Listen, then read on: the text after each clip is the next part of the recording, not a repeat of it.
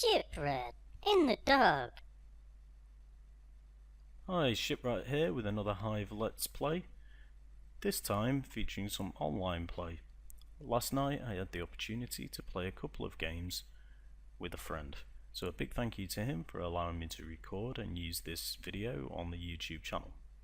I didn't have a chance to record audio last night, so I've put a commentary on afterwards, which I think is really interesting because it allows me to explain a little of what I'm thinking or what I'm thinking he's thinking and the kind of tactics that may be going on.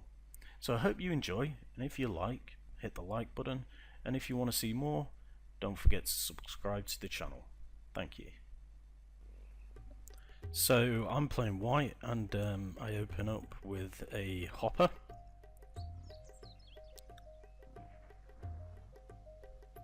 Spider-Man's having to think about it there, and he comes in with a spider.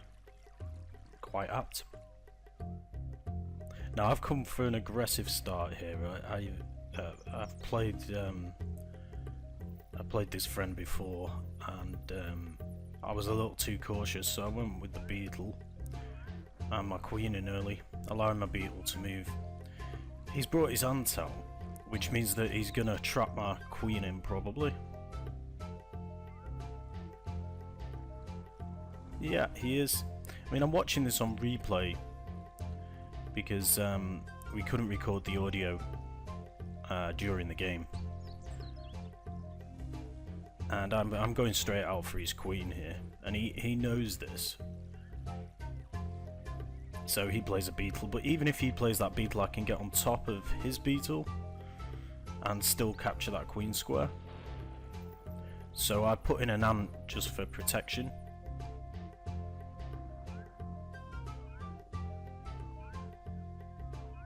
That allows me to move if he plays something. I can pin him in, or I can move in on his queen. Now he's having to think about this. Not sure whether he's having to think about this beetle scenario and how to counter that, I suppose.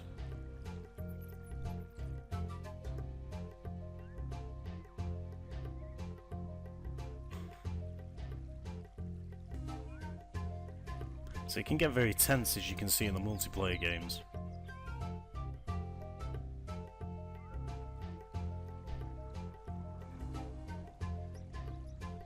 And the online has no effect on the running of the game at all. Yeah, he brings in his other beetles, so he knows that if I take his beetle, if I take his queen, then he can move on top of my beetle and another beetle on top of that, which means that he claims that square. That's why I put in the beetle next. That means I'm got turn advantage here.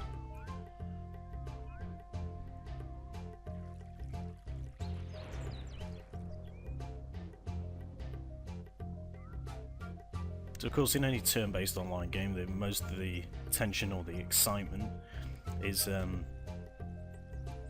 waiting for the other player's turn. Are they going to do this? And this game's really difficult for that. I suppose if you're playing the actual board game and you're playing face to face, you can kind of pick up on their intentions, but when you're playing it online, you have no idea.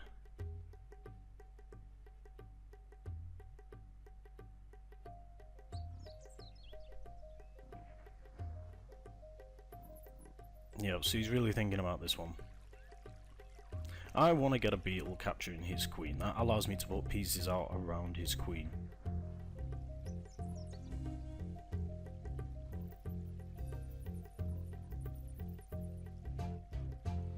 I think he said at that point,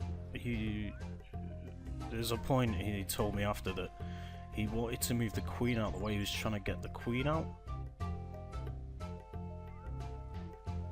So I blocked in his beetle there, which means that he can't move that. But he has brought in a hopper now. He's trying to...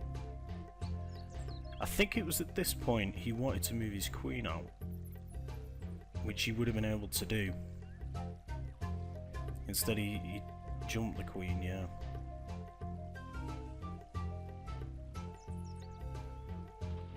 So that admittedly was one of his gameplay mistakes.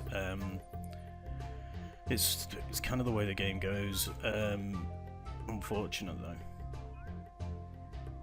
I think unfortunate because it does set a precedent for the rest of the game now. I've seem to have quite a lot of board control here. I've got turn advantage and I'm just bringing out pieces.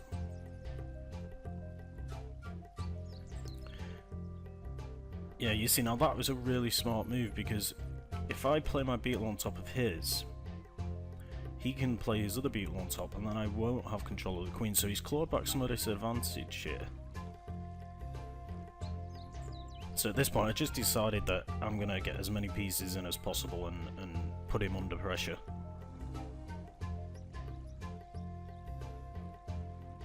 But the friend I'm playing against is an experienced in games, and he's a really smart player. If you're watching that, that's a compliment.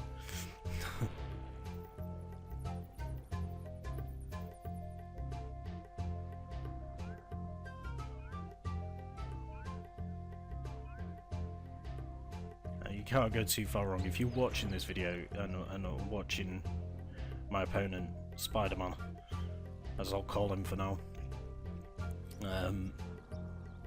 You can't go too far wrong in watching his gameplay. Yeah, he made a brief mistake in this game. One move, and that's all it can take. But I'm kind of on the edge of my seat here at this point in the game, thinking, I've got this, but how to get it? He's defending more. I can't get my hopper in there.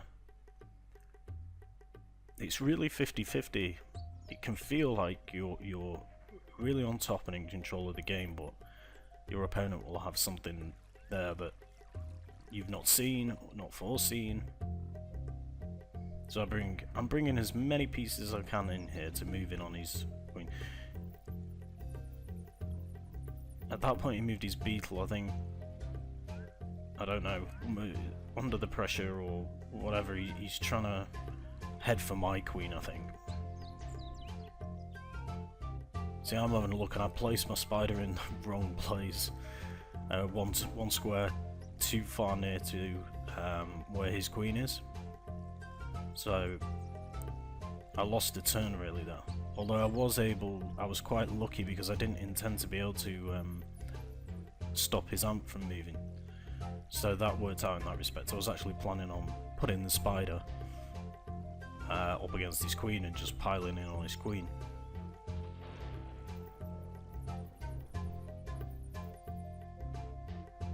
So as you can see at this stage, I'm trying to gain control. I wanted to stop the possibility of his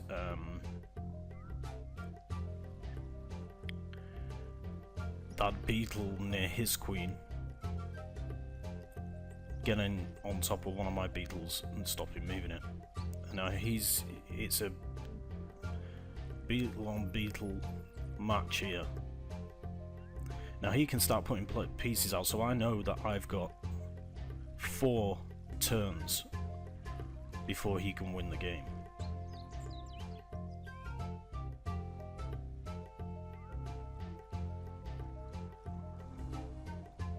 There's actually 3 turns he's got, because he's got that beetle on there, which means he only needs 3 more pieces plus the beetle. I think I've got that right. So I start working out how many moves do I need now.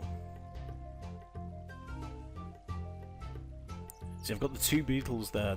I think this is the point where I've realised I've won it.